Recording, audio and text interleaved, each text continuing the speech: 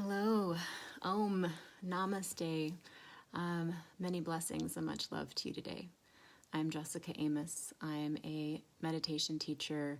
I am a joy and life fulfillment coach, and I'm the founder of Stay With Yourself, the practice of being who you are, where you are. And today I want to talk about what I have learned from going into prisons. I recently started going into the local Oregon State Penitentiary to meditate with a really great group of men there. But that is not where my first experience with going into prison started.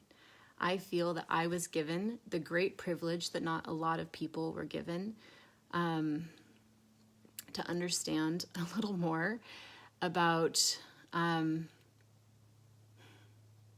an entire group of people who are spending time and have spent time in the prison system.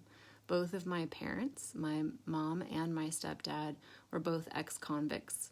And I really only knew them, obviously, post-prison. But one thing that they taught me that is one of the greatest lessons of my life was lessons in giving back and in compassion. For both of them, their prison experience completely changed their life.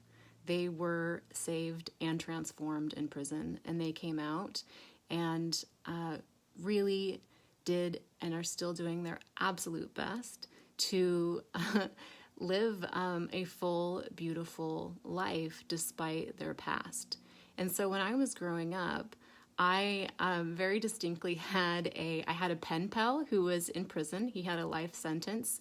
I was, 14, 15, maybe for a couple years. And we would just write letters back and forth. And I would ask him, what are you in prison for? And why are you in there? And he would talk about it. He had murdered his wife and then tried committing suicide, and it didn't work. So he ended up with a life sentence in prison. And I will never forget him as my pen pal. It's just a really unique experience. He was someone that my stepdad had been in prison with and was still in contact with, and they were good friends. Also, sometimes when my parents' friends would get out of prison, this only happened a couple of times, they would come and stay with us, and my parents would help them get back on their feet. They would feed them and clothe them and, just help them transition.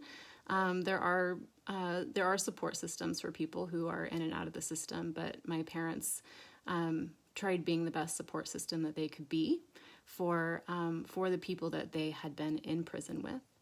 My parents also would go into prisons, and they were both a part of various prison ministries for both women's and men's prisons, and I sometimes would go with, not so much to be a part of the ministry that they were doing there, but more to, again, on a couple occasions, visit people that were still in prison that they had done time there with.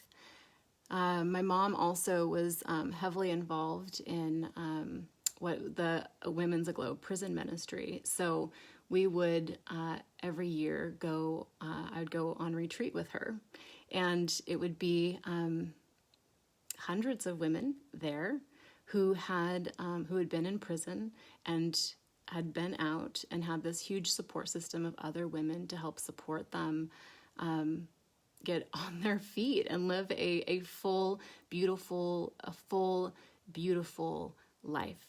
And so growing up, I didn't really have fear in the same way that maybe a lot of people do of convicts and prisoners, and even the homeless. My parents were, they just had really big, compassionate hearts for those who needed help. And so we spent a lot of time also just going down to the bus station and, they did this more. I didn't go with them as much, but I remember them going down and feeding the homeless on holidays, various holidays, and I went with them on occasion.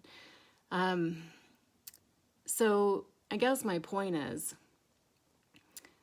compassion can be found anywhere and everywhere. And when you actually engage with maybe a person who is not someone that you would normally engage with, or you might be afraid of, or you might have judgments about, and so on and so forth, you get to find out that they're humans who have lived they have lived and survived under various circumstances in life, and everyone deserves love and care and compassion, no matter who you are, no matter where you've been, no matter what you've done. And that really is one of the greatest gifts that I have been given, is that I had this very unique experience because my parents had this troubled past that put them in this place that they had to overcome. And I think that in a lot of ways it taught me to overcome a lot of things. And it also taught me to not be afraid of people.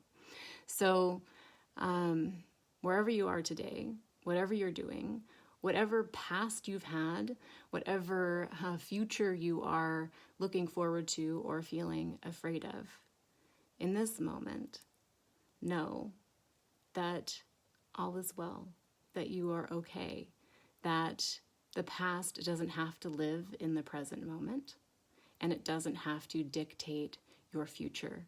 But you can take what you have learned and where you have been, and you can help other people who have been there too, so we can all move forward together.